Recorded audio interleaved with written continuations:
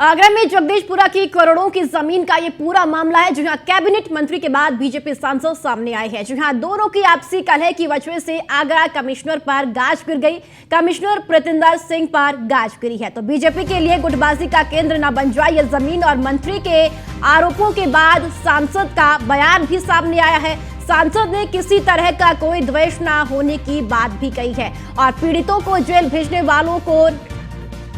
वालों की निष्पक्ष जांच हो और पुलिस से मिले लोगों की निकाली जाए कॉल डिटेल, सांसद की ओर से कहा गया। और अगर रक्षक ही भक्षक बन जाए तो समाज कहां जाएगा। और योगी सरकार भू माफियाओं पर लगातार कार्रवाई कर रही है, तो योगी सरकार में कोई भी अपराधी नहीं बच सकता है। हम सब पार्टी को जीतने के लिए काम करते हैं।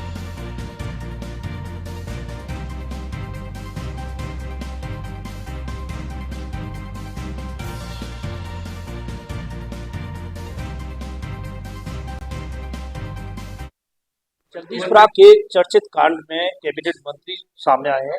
इनसे जानेंगे जगदीशपुरा क्षेत्र का पूरा मामला क्या था और इस लगातार जिस प्रकार आरोप लगाए पूरा मामला क्या है। सर, जिस प्रकार लगातार आरोप लगाए जा रहे हैं जगदीशपुरा मामला, क्या पूरा मामला था?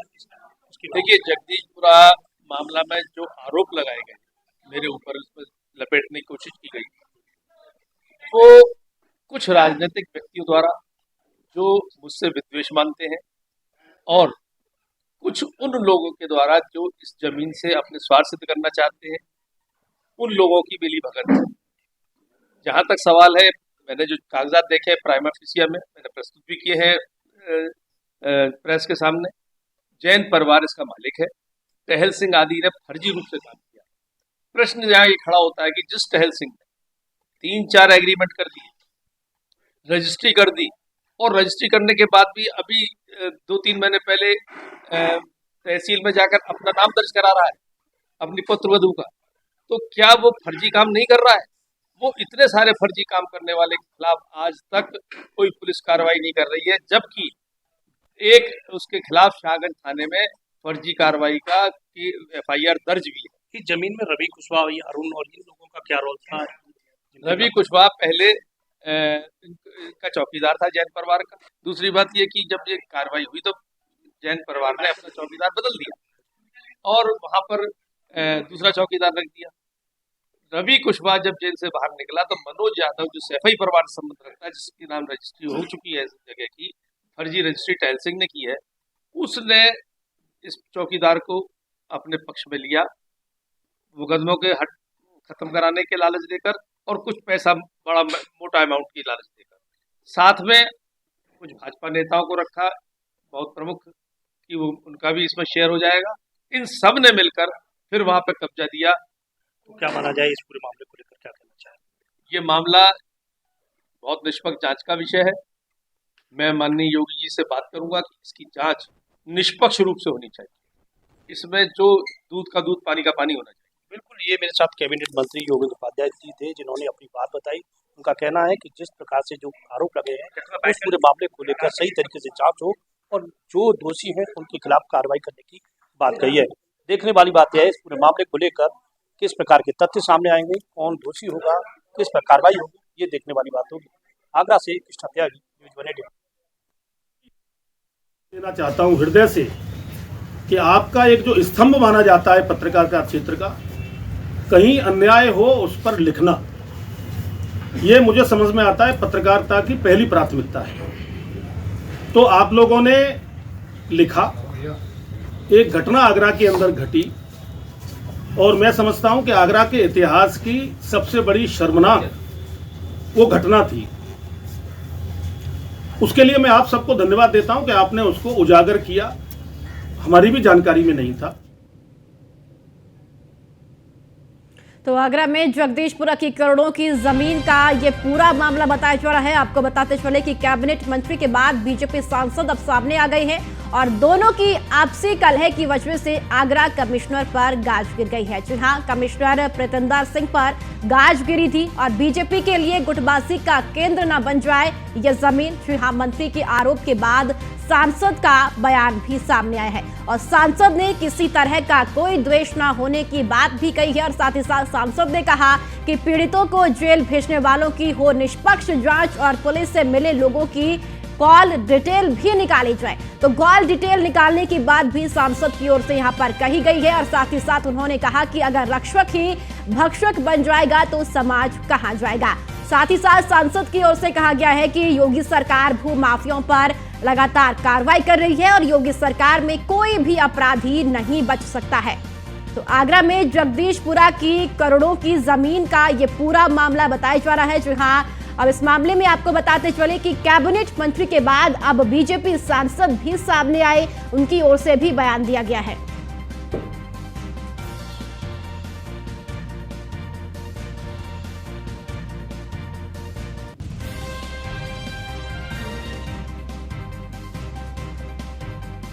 और फिलहाल इसी खबर पर ज्यादा जानकारी के साथ हमारे संवाददाता आगरा से कृष्णा त्यागी और साथ ही योगेंद्र भी हमारे साथ जुड़ चुके हैं और लखनऊ से मनीष मिश्रा भी हमारे साथ जुड़ चुके हैं।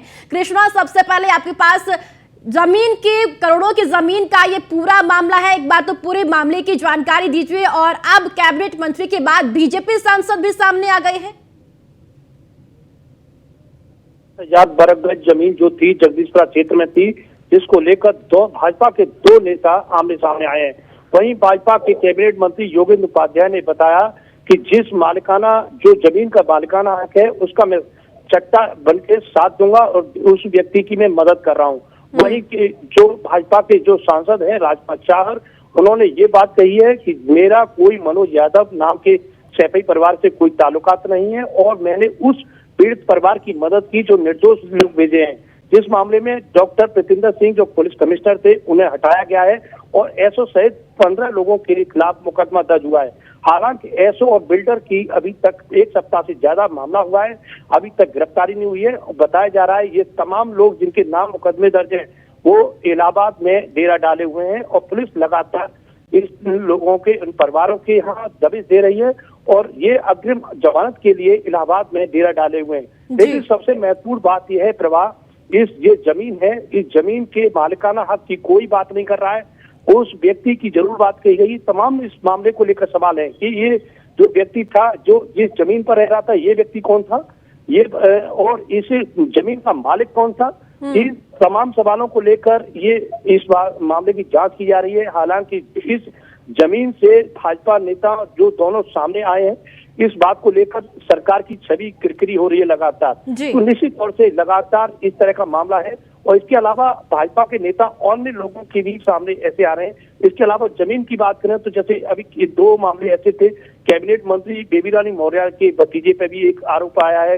अभी 2 दिन एक वीडियो वायरल हुआ, इस यहाँ एक राजा पच्छालिका है उनका भी वीडियो मामला आया। तमाम इस तरह के नेता हैं जो योगी सरकार की छवि को दुर्बल कर रहे हैं। जगदीशपुरा मामले को में लगातार मामला तूल पकड़ रहा है और लगातार एसआईटी की इस पूरे मामले को लेकर नजर है और जांच कर रहे हैं कि इस पूरे मामले को लेकर क्या तथ्य सामने आएंगे, एक मालिकाना हक किसका है, ये जमीन किसकी है, सहयोग किस व्यक्ति ने किया, निर्दोष व्यक्ति किस किस इशारे पर जेल गए, तो निर्दोष व्यक्ति के लिए गांजा कौन व्यक्ति लाया और महिलाओं को आबकारी विभाग ने जेल कैसे भेजा। तमाम इस तरह के सवाल अब एसआईटी के पास है। एसआईटी इस पूरे मामले को लेकर जांच कर रही है और जल्द ही इस पूरे मामले को लेकर खुलासा होगा। अब देखने वाली बात यह है प्रभा, इस पूरे मामले को लेकर क्या तथ्य सामने आएंगे, किन व्यक्ति पर कार्रवाई होगी और भाजपा नेता दोनों आमने सामने आने का जो कारण बताया जा रहा है वो उस मामले को लेकर कितनी सच्चाई है, ये तमाम सवाल एसआईटी के पास है और योगी सरकार के पास भी है। इन सवालों के बाद योगी सरकार इन भाजपा नेताओं पर और ये भूमाफियाओं को संरक्षण देने और कार्रवाई करने वाले के खिलाफ क्या कार्रवाई करेगी, ये देखने वाली बात है। जी बिल्कुल योगेंद्र, अगर बात की जाए सांसद की, उनकी तरफ से कहा जा रहा है कि निष्पक्ष जांच हो, क्या इस पूरे मामले में निष्पक्ष जांच नहीं हो पा रही है? अगर जांच की बात की जाए तो जांच अभी तक कहां पहुंची है और जांच में क्या क्या तथ्य सामने निकल कर आए हैं?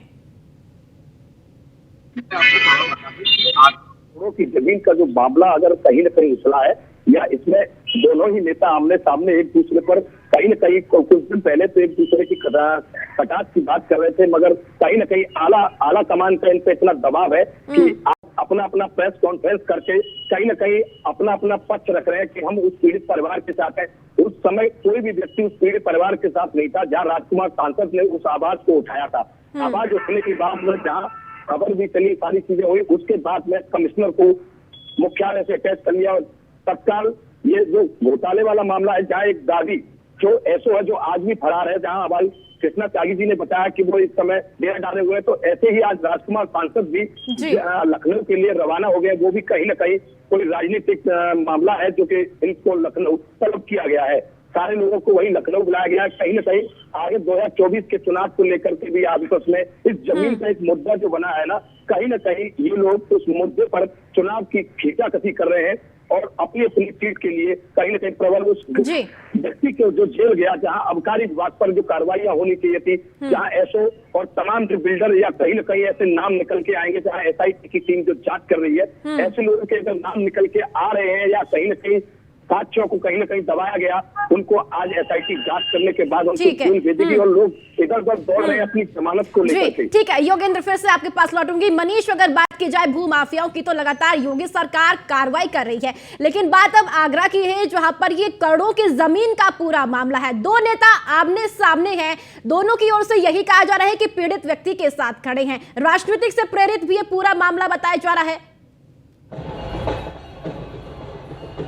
देखिए प्रभव, ये मामला आगरा का है और अगर हम बात करें आगरा की, क्योंकि हमारे दोनों सहयोगी कृष्णा और योगेंद्र वहीं से आते हैं, तो शायद आगरा जमीन और नेता इसका विवाद सिर्फ एक मंत्री तक नहीं है। वहाँ के दो मंत्री हैं जो इस समय विवादों के घेरे में हैं और कहीं ना कहीं अगर हम बात करेंगे उत्तर प्रदेश की राजधानी लखनऊ में, तो क्योंकि योगी सरकार है प्रभाव, ये नहीं भूलना चाहिए जो भू माफियाओं के खिलाफ, जो भू माफिया जिन्होंने जमीन कब्जा की थी उनसे जमीन लेके पीड़ितों को देने का काम करती है योगी सरकार। जो बुलडोजर ग्रस्ते हैं वो ये नहीं देखते कि कौन सत्ताधारी है, कौन विपक्ष का है, कौन किस तरफ से है, वो निष्पक्ष जांच करती है। और अगर हमारे सोर्सेस की बात करें प्रभा, तो राजधानी लखनऊ उस जो पूरा प्रकरण है इससे अभिन्न नहीं है। यहाँ पे सरकार और संगठन दो द्विपक्षीय जांच जो हमारे सोर्सेज हैं, जितना हमें पता है कि दो पक्षीय जांच यहाँ पे चल रही है। एक सरकार की तरफ से जांच कराई जा रही है और एक संगठन की तरफ से जांच कराई जा रही है। संगठन की तरफ से भी एक बड़े पदाधिकारी हैं प्रदेश के, उनके द्वारा जांच की जा रही है आगरा के जो पूरा मामला है, और सरकार की तरफ से प्रमुख सचिव हैं, बड़े अधिकारी हैं, और उनकी द्वारा पूरी जाँच